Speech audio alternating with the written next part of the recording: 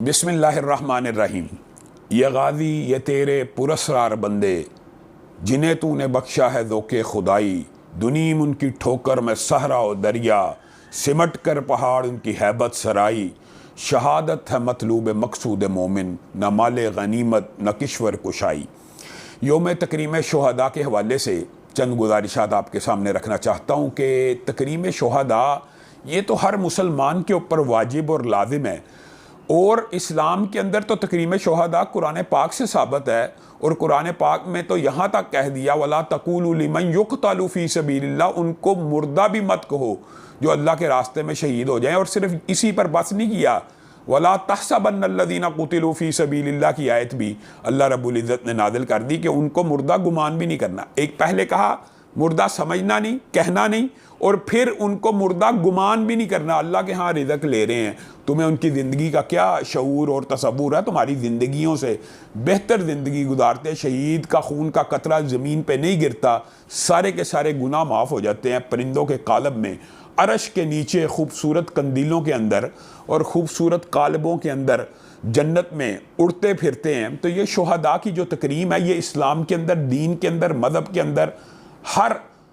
مسلمان کے اوپر واجب اور لازم ہے۔ اور یہ تکریم صرف خاکی وردی کی نہیں ہے، یہ وردی سبز ہو، سفید ہو، آسمان پہ اڑنے والی ہو، یا سمندروں میں تیرنے والی نیلی وردی ہو، یا کسی بھی وردی کیا ہو، کوئی بھی ہو۔ جتنے ہمارے ادارے ہیں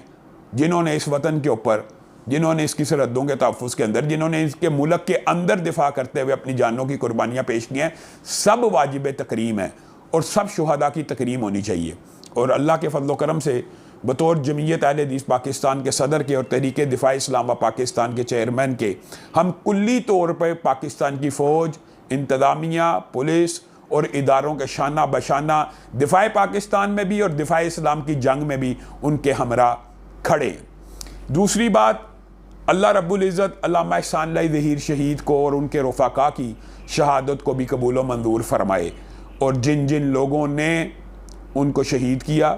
اس میں سہولت کاری کی، یا ان کے قاتلوں کو ریلیف دیا، یا ان کو قاتلوں کو پکڑنے میں رکاوٹیں ڈالی، اللہ تعالیٰ انہیں بھی دنیا اور آخرت میں نشان عبرت بنا دے۔ ہم فوج کے ہمراہ ہیں،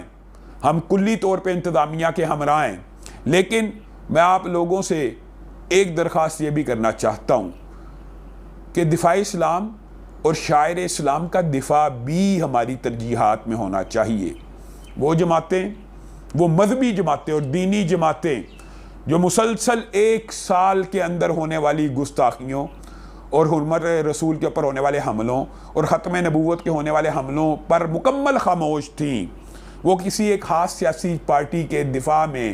اگر ریلیاں، جلسے، جلوس نکال رہی ہیں، ان کا ایجنڈا ہے، ان کی ترجیحات ہیں، لیکن آپ عوام کو یہ آنکھیں کھولنی چاہیے۔ اور میں اہل حدیث نوجوانوں سے یہ بات بھی کہنا چاہتا ہوں کہ ہمیں علم ہے کہ آپ میں سے بہت سے نوجوان رد عمل کے طور کے اوپر مختلف سیکولر پارٹیز میں شامل ہو گئے ہیں۔ آئیے واپس لوٹ آئیے۔ آج کل کے حوالے سے بالخصوص پی ٹی آئی میں جو اہل حدیث نوجوان چلے گئے، ان کا رد عمل ظاہر ہے، انہوں نے 30-40 برس ایک خاص نقطہ نظر کو دیکھا، اس کے رد عمل کے طور کے اوپر انہوں نے ایک خاص پارٹی کو جوائن کیا۔ آج وقت ہے کہ تمام سیکولر پارٹیز سے اہل حدیث نوجوان نکل کر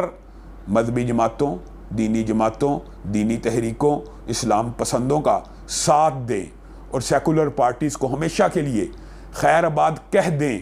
اور اسلام کے دفاع کے لیے، دفاع صحابہ کے لیے، ختم نبوت کے دفاع کے لیے، اپنے آپ کو ملک میں قوت طاقت منوانے کے لیے